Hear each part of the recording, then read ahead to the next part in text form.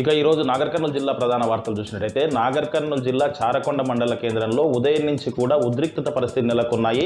Jadcherla to Kodad వెళ్లేటువంటి ప్రధాన రహదారి చారకొండ మండల కేంద్రంలో బైపాస్ రోడ్డు కోసం, ఊరు మధ్యలో నుంచి బైపాస్ రోడ్డు కోసం అక్కడ ఉన్నటువంటి ఇళ్లను కూల్చివేసేందుకు అధికారులు సమయద్దమే వచ్చారు. అక్కడికి భారీ పోలీసు బలగాలతో రెవెన్యూ సిబ్బంది, చాలామంది సిబ్బంది కూడా అక్కడికి ఇండ్ల కూల్చివేతల కార్యక్రమం చేపట్టేసరికి అక్కడ ఉన్నటువంటి ఎవరైతే బాధితులు ఉన్నారో వాళ్ళంతా కూడా అధికారులతో వాగ్వివాదానికి దిగారు. మాకు సమయం ఇవ్వకుండా ఇచ్చినటువంటి నష్టపరిహారం చాలా తక్కువగా ఇచ్చారని చెప్పేసి, ఇది కనీసం మళ్ళీ ప్లాట్ కొనడానికి కూడా రాదని చెప్పేసి, ఉన్న ఫలంగా మేము ఇక్కడి నుంచి మా ఇండ్లు కూలగొడితే మేము ఎటు వెళ్ళాలని చెప్పేసి కూడా వాళ్ళు అధికారులతో వాగ్వివాదానికి దిగి వాళ్ళు కన్నీరు మున్నీరుగా విలపించినటువంటి పరిస్థితి కనిపించింది. గిరిజమ్మ అనే మహిళ తన ఇద్దరు కూతుళ్లతో తన ఇంటిలో నేను ఎలాంటి నష్టపరిహారం కూడా తీసుకోలేదు, నేను న్యాయ పోరాటమే చేస్తాను, నా ఇల్లు కూల్చకూడదని చెప్పేసి అధికారులతో ఆమె వాగ్వివాదానికి ఆమెతో పాటు ఆమె కూతుర్లు కూడా దిగినటువంటి పరిస్థితి. అయితే పోలీసులు, రెవెన్యూ సిబ్బంది కూడా ఆమె ఇంట్లోకి వెళ్ళి ఆమెను సంజాయించే ప్రయత్నం చేశారు.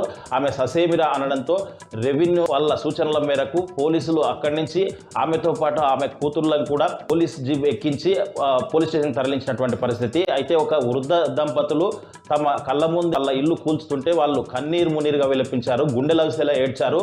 మేము చాలా కాలంగా కష్టపడి కట్టుకున్నటువంటి ఇల్లు మా కళ్ళ ముందే కూలిపోతుంటే వాళ్ళు తట్టుకోలేకపోయారు. ఆ వృద్ధ దంపతుల్లో వృద్ధ మహిళ చూస్తున్నటువంటి వాళ్ళ ఇల్లు కూలిపోతుంటే తట్టుకోలేక సొమ్మసిల్లి అక్కడే కింద పడిపోయింది.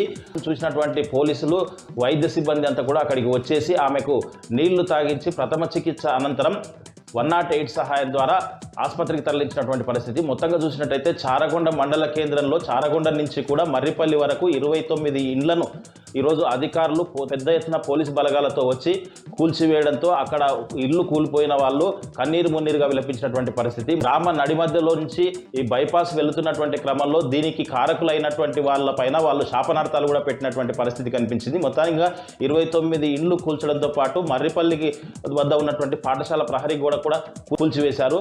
మొత్తంగా ఈరోజు చారకొండ మండల కేంద్రంలో ఇల్లు కూల్చివేయడంతో అక్కడ చూసిన వారంతా కూడా చాలా బాధపడ్డటువంటి పరిస్థితి కనిపించింది.